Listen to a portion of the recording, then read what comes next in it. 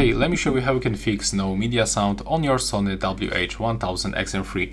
So we've got basically three options. The first one, let's say that I'm using the YouTube music right now and I'm playing this song and it doesn't come from my headphones, it comes from my phone speaker. So you can simply open this notification panel, and when this application is running in the background, you can click on this icon and then you have to switch from this phone to your Sony headphones and then click done. If there's other issue, you have to click and hold this settings right here, tap on the settings icon, and here you have to be sure that this switcher is turned on, that the media auto is turned on. If this still doesn't help you, I can recommend you to perform the hard reset. So you have to simply power off your headphones